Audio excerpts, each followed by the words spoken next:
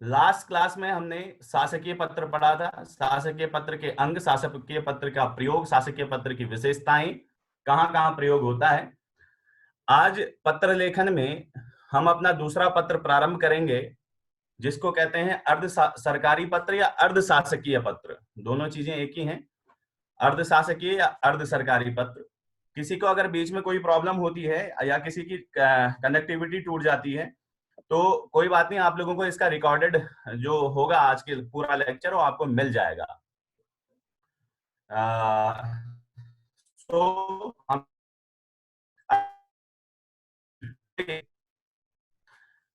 आपको क्वेश्चन पूछा जाएगा वैसे ही जैसे हमने उसमें भी क्वेश्चन डाले थे, अर्धशासकीय पत्र क्या है, इसका महत्व एवं प्रयोग क्या है, इसकी विशेषताएं क्या हैं। या फिर आपको पत्र दे दिया जाएगा, पत्र लिखने के लिए उसका फॉर्मेट बनाने के लिए, या फिर कोई क्वेश्चन जैसे हमने उस पर लिखा था कि एक पत्र लिखिए, तो इसमें भी एक पत्र लिखने को आपको मिल सकता है। अब शासकीय पत्र को अर्धशासकीय पत्र से हमें इसमें भिन्न करना है, इसको एक दूसरे से सेपरेट करना है। तो देखिए इसकी परिभाषा ऊपर लिखी है। स्क्रीन शेयर हो रही है सर? न्यू स्क्रीन शेयर हो रही है? हाँ सर हो रही है, ये ओके, डेमी ऑफिशियल लेटर वाली। Okay, yes, demi official letter. जो पत्र इसमें लिखा है कि एक अधिकारी के स्तर से दूसरे अधिकारी के स्तर या एक कर्मचारी के स्तर से दूसरे मतलब एक अधिकारी से एक अधिकारी या कर्मचारी तक भेजे जाते हैं, ये सरकारी पत्र। तो देखिएगा ये जो पत्र हैं ये भी शासकीय प्रयोजनों हेतु ही भेजे जाएंगे, यानी इनका यूज भी शासकीय होगा, गवर्नमेंट के कामकाज के लिए ही इनका यूज होगा। यूज दोनों का गवर्नमेंट का कामकाज है, शासकीय प्रयोजन ही है। अंतर क्या है देखेंगे।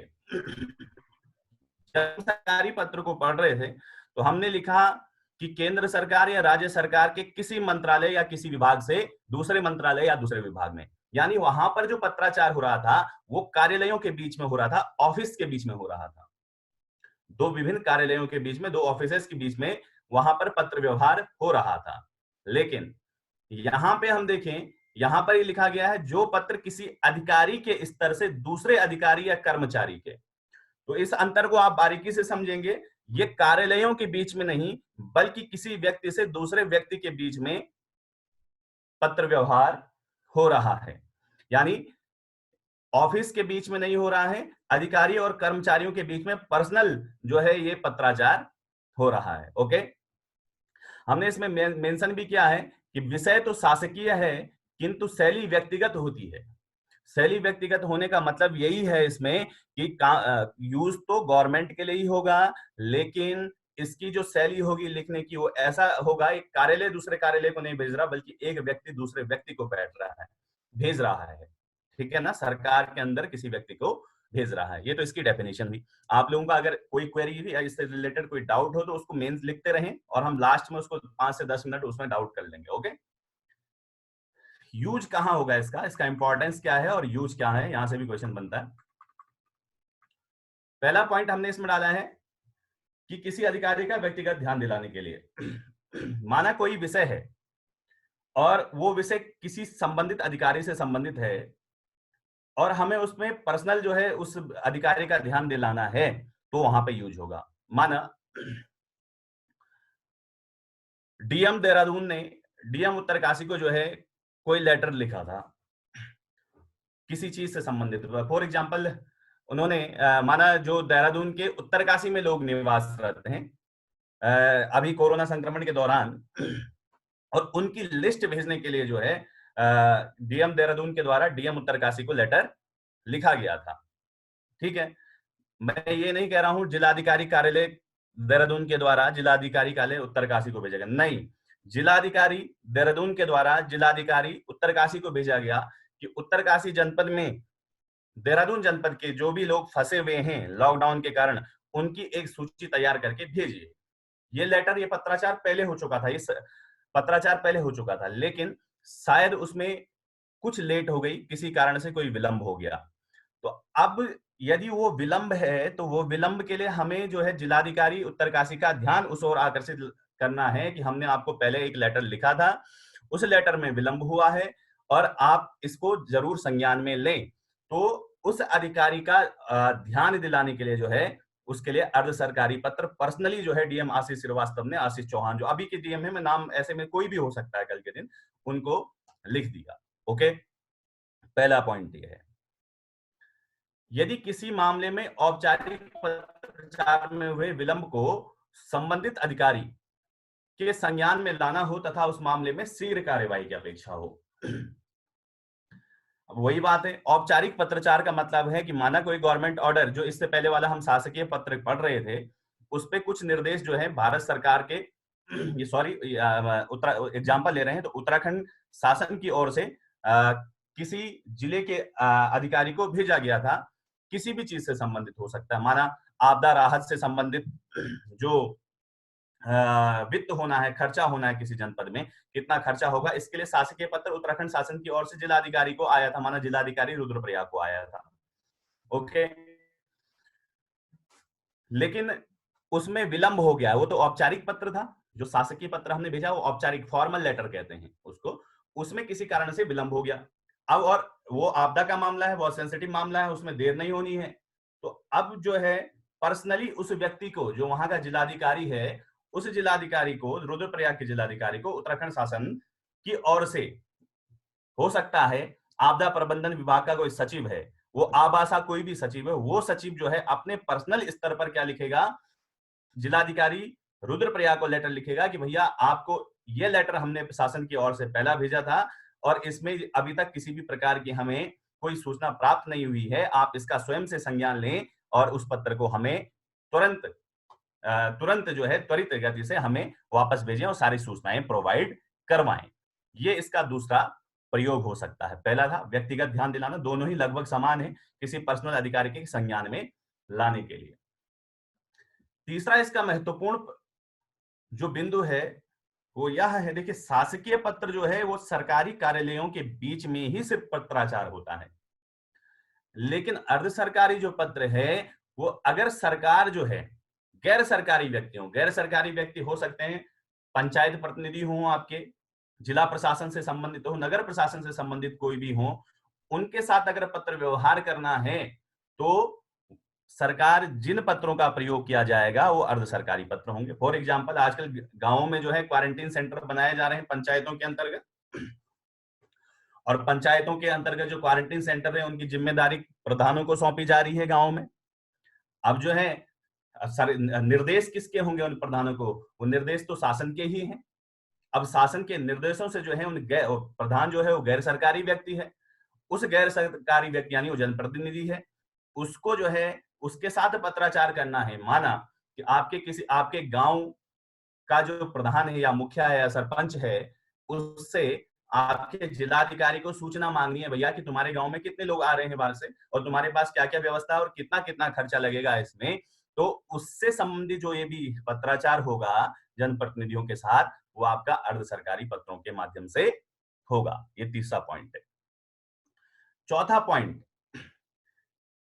पॉइंट ये कहता है इसमें कि गोपनीय मामले, यानी कोई अगर जो है कोई अधिकारी चाहता है कि कोई इश्यू है, वो इश्यू मेरे तक सीमित रहे, वो मेरे कुछ विश्वास पात्र लोगों तक ही सीमित रहे। होते हैं सरकार के या शासन में, प्रशासन में कुछ ऐसे निर्णय होते हैं जिनको सब तक शेयर नहीं किया जा सकता, उससे गोपनीयता को जो है असुरक्षा हो जाती है मुद्दे की, तो उसको अगर गोपनीय रखना है मामले को, तो इसके लिए भी आपका यही पत्र रखा जाता है। ऐसा क्यों? ऐसा इसलिए क्योंकि जो ये पत्र उसी के द्वारा खोला जाता है जिसके लिए ये भेजा जा रहा हो।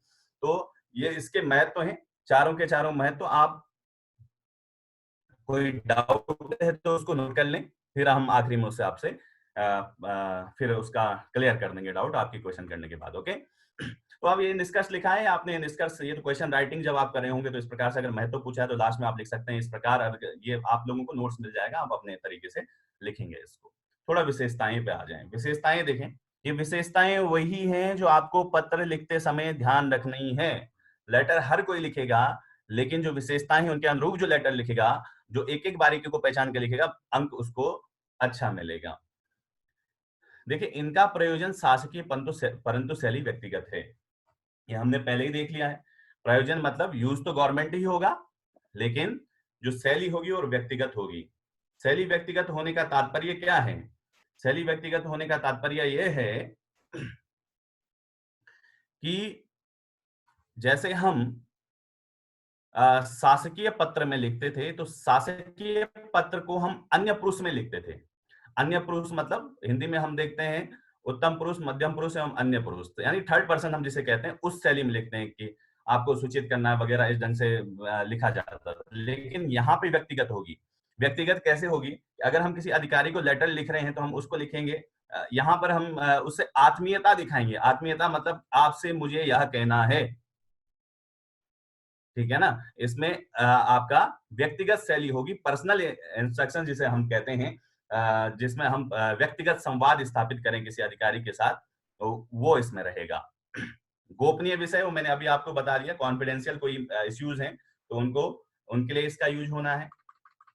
ये पॉइंट आ रहा है, औपचारिकता के स्थान पर आग्रह परक एवं सहयोग परक भाषा शैली अपनाई जाएगी। थोड़ा लिखना तो आपको ऐसे ही है हिंदी में, यही इस प्रकार के शब्दों का प्रयोग कर लें, थोड़ा इनका अर्थ भी आप लोगों को मालूम होना चाहिए। औपचारिकता मतलब फॉर्मल होता है। यहाँ पे जैसे हम वहां लिखते थे तो वहां पे सीधे सीधे हम फॉर्मल लैंग्वेज का यूज करते थे, फॉर्मल लैंग्वेज का यूज कर रहे थे शासकीय पत्र में। लेकिन यहाँ पे हम सहयोग परक मतलब सहयोग लेना है किसी मुद्दे पे, किसी पे आग्रह लेना है, इस ढंग से आत्मीयता दिखाएंगे यहाँ पर इन पत्रों में, है ना। वहां पे तो हमने सीधे सीधे जो है आपको विशेषताओं में कह दिया था कि किसी प्रकार का राग द्वेष, हास्य विनोद या किसी प्रकार का ऐसा ना लगे कि हम व्यक्तिगत तौर पे आपसे जुड़ना चाह रहे हैं, ऐसी सारी चीजों को जो है संवेदनाएं वगैरह वो हमने हटा दी थी। लेकिन यहाँ पर आग्रह परक और सहयोग परक आत्मीयता झलकनी चाहिए कि आप उस पर्सनल अधिकारी से जो है स्वयं से चाह रहे हैं कि आप इस मामले को जो है तुरंत तुरंत निपटाने की कोशिश करें। अगला जो बिंदु है, ये पत्र व्यक्ति से व्यक्ति के स्तर पर लिखे जाते हैं, ना कि पद से पद पर। बहुत महत्वपूर्ण है, एक व्यक्ति से दूसरे व्यक्ति को, ना कि पद से पद को। जबकि शासकीय पत्र क्या था कि पद से पद लिखा जाएगा, ना कि व्यक्ति से व्यक्ति लिखा जाएगा। ये बातें मैं आपको उसके साथ कंपेयर करके इसलिए बता रहा हूं क्योंकि शासकीय और अर्धशासकीय पत्रों में अंतर भी लिखने को आता है कि इन दोनों में क्या अंतर है, वो भी आपके पास क्वेश्चन पूछा जाता है। तो इन चीजों को ध्यान में रखते ही आप उसमें अंतर लिख पाएंगे। हम वहां पे प्रतिलिपि भेज रहे थे शासकीय पत्र में, अगर आवश्यकता पड़ी। यहाँ पे इस अर्धशासकीय पत्र में हम प्रतिलिपि नहीं भेजते। प्रतिलिपि तो हम इसलिए भेजते हैं क्योंकि अगर हमको एक से अधिक व्यक्तियों को जो है क्या करना है, एक से अधिक व्यक्तियों के साथ संवाद स्थापित करना है। लेकिन यहाँ पे तो हम पहले ही कह चुके हैं कि हम किसी एक व्यक्ति के साथ संवाद स्थापित कर रहे हैं, ये हमने बात कही है। इसलिए प्रतिलिपि औरों को भेजने की आवश्यकता नहीं होगी। इसमें सामान्यतः लिख रहे हैं, जनरली मतलब ज्यादातर नहीं लिखी जाती है इसमें, है ना।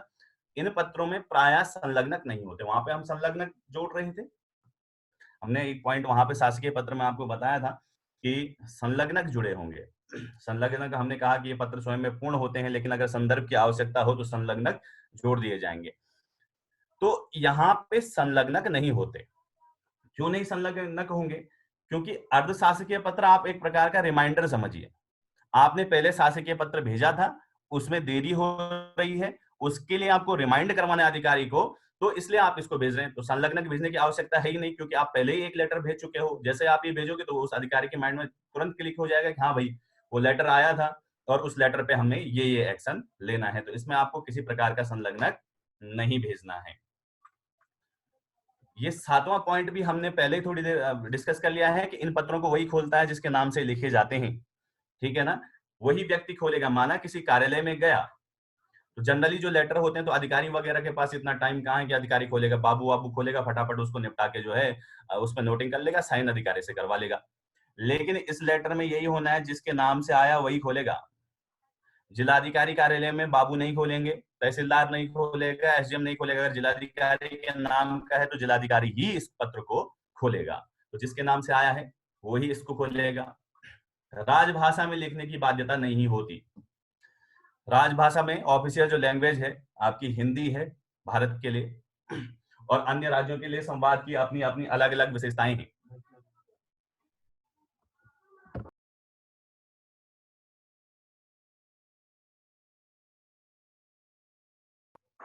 अलग अलग राज्यों के लिए अपनी अलग अलग मतलब जैसे तेलुगु होती है, तेलुगु में संवाद होता है, तमिल में संवाद होता है, मतलब वो ऑफिशियल लैंग्वेज जरूरी नहीं।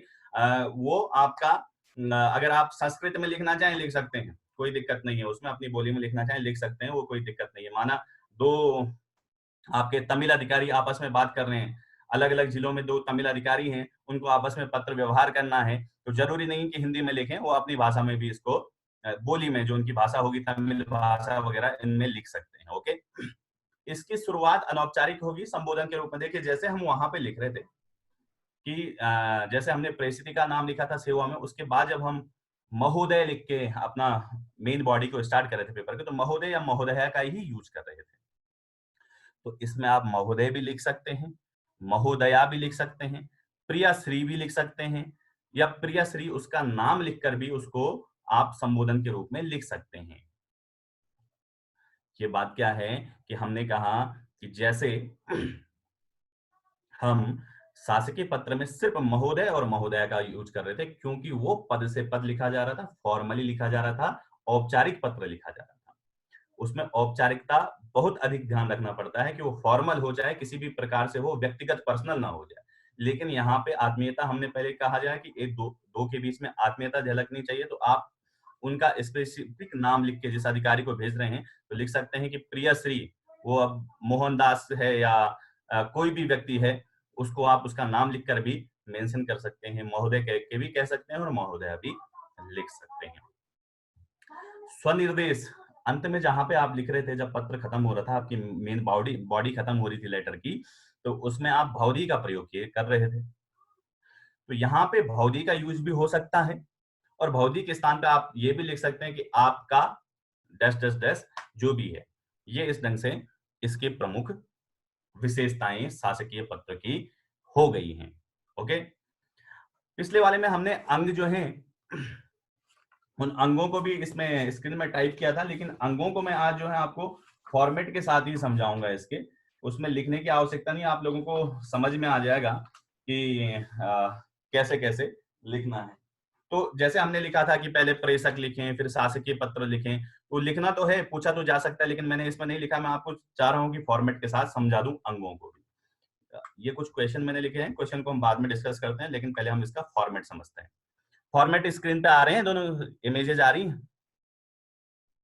आ रही है सर। ओके,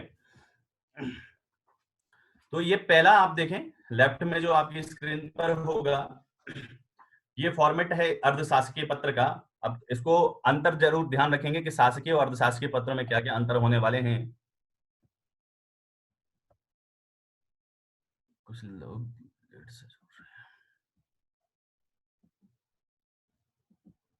तो देखें, अब इसके अंगों पे आए। अंग, पहला अंग है दाईं ओर, जो लेटर है पहला वाला, उसमें दाईं ओर ऊपर सबसे ऊपर लिखा है अर्धशासकीय पत्र संख्या। जैसे हम शासकीय पत्र में शासकीय पत्र संख्या लिखते थे, वैसे ही हम इसमें ऊपर अर्धशासकीय पत्र संख्या है मेंशन लिखना है, अर्धशासकीय पत्र लिखना है, बस ये चेंज हो गया और लिख देंगे। कुछ लोग यहाँ पे संख्या डाल रहे हैं, अगर क्वेश्चन में संख्या नहीं है तो संख्या आप अपनी ओर से बिल्कुल भी ना डालें, XYZ 1 2 3 डैश डैश करके आप उसको छोड़ सकते हैं।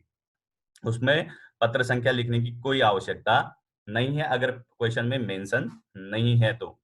कार्यालय का नाम उस कार्यालय का नाम होएगा जिस कार्यालय से पत्र भेजा जा रहा है, उस कार्यालय का नाम लिखा जाएगा यहाँ पे।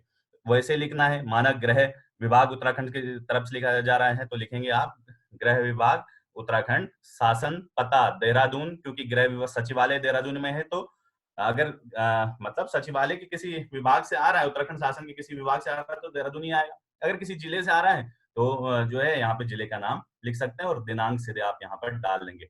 अब दिनांक भी कुछ लोग अपनी तरफ से मेंशन कर रहे थे, जिन्होंने मुझे लेटर लिख के भेजे थे, तो डेट यहाँ पे बिल्कुल भी आपने नहीं डालनी अगर मेंशन नहीं है तो डेट की जगह आप 00 करके, जैसे मंथ डेज एंड ईयर वाला होता है, उसको लिख सकते हैं, अन्यथा आप दिनांक लिख के उसको खाली छोड़ दें, उसमें लिखने की आवश्यकता नहीं है। यहाँ पे मैंने फुल स्टॉप नहीं लगाया, यहाँ पे फुल स्टॉप लगा देना डेट डालने के बाद।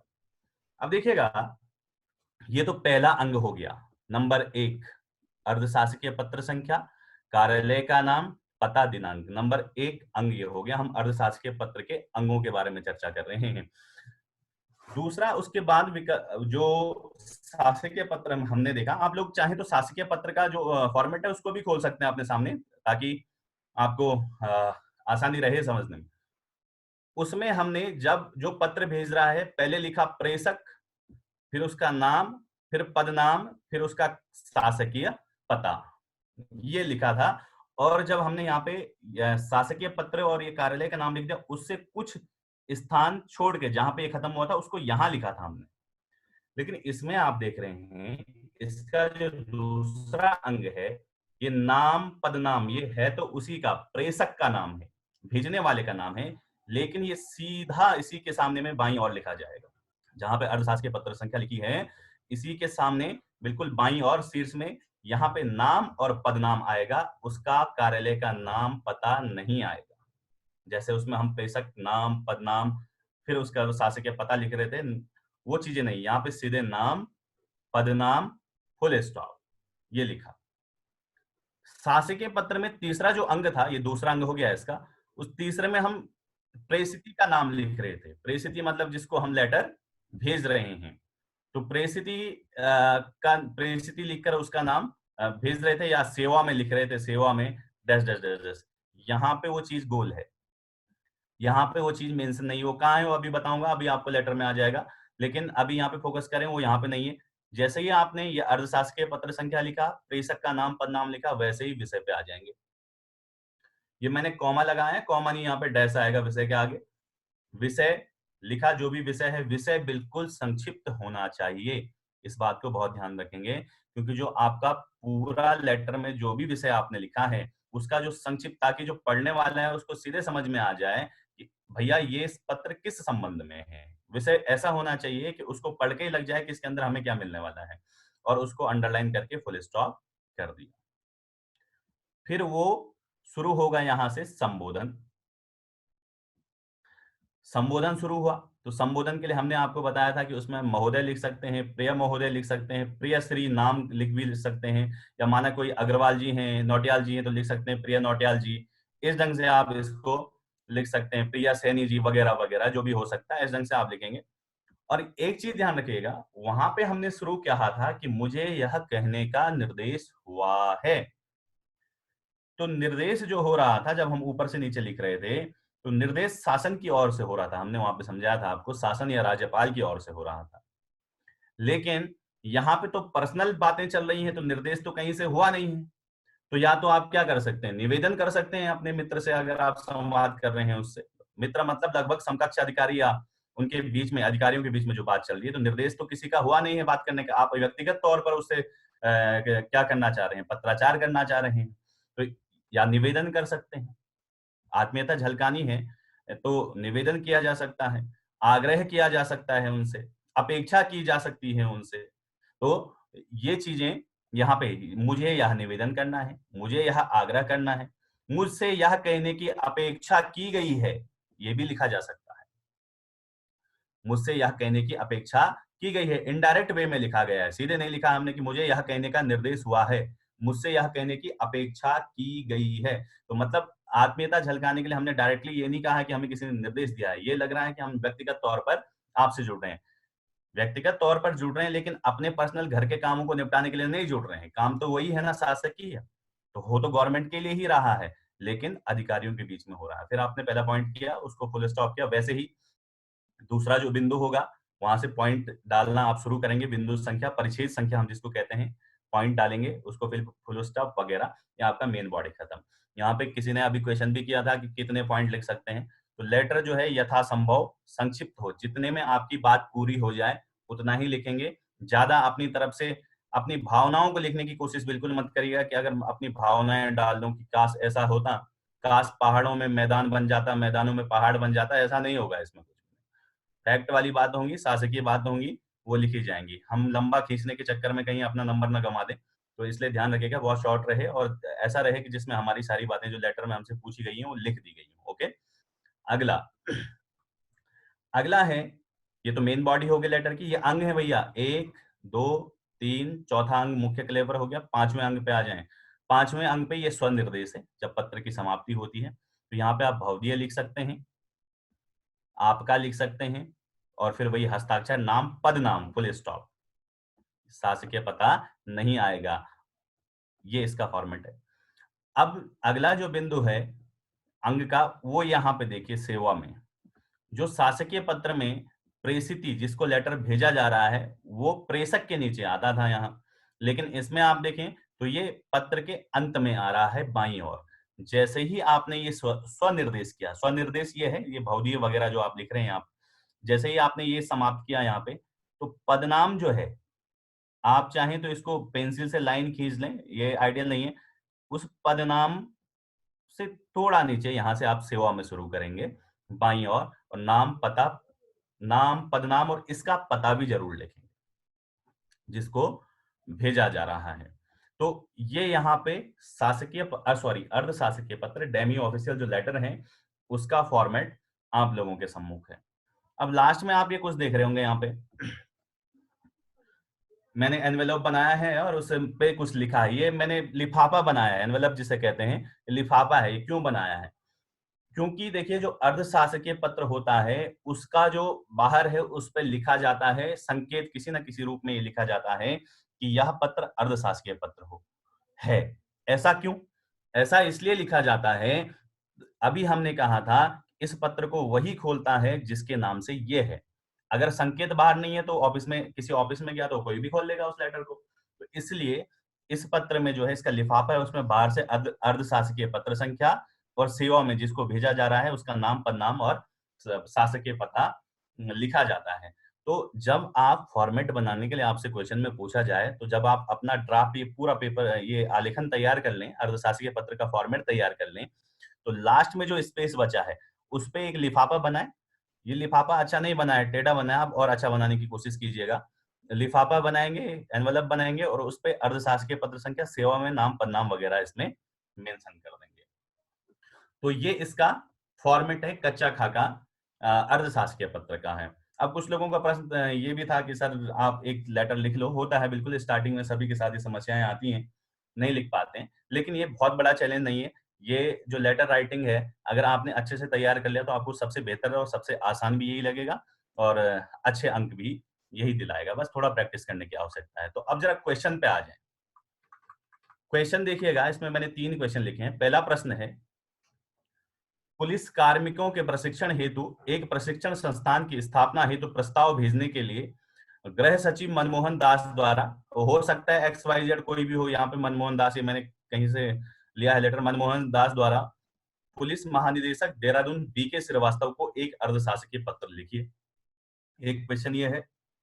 दूसरा ये है, कुंभ मेला हरिद्वार की समुचित व्यवस्था हेतु प्रमुख सचिव शहरी विकास उत्तराखंड की ओर से कुंभ मेला अधिकारी को एक अर्धशासकीय पत्र लिखिए।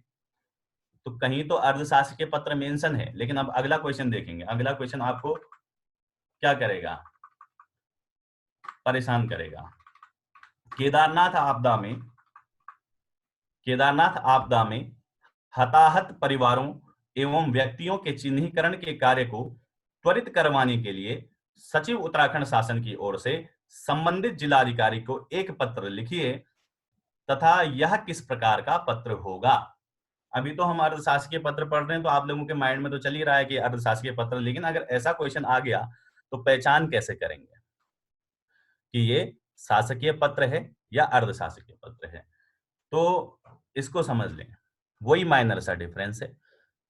सचिव की ओर से संबंधित जिलाधिकारी को भेजा जा रहा है, ठीक है ना? ऐसा नहीं कि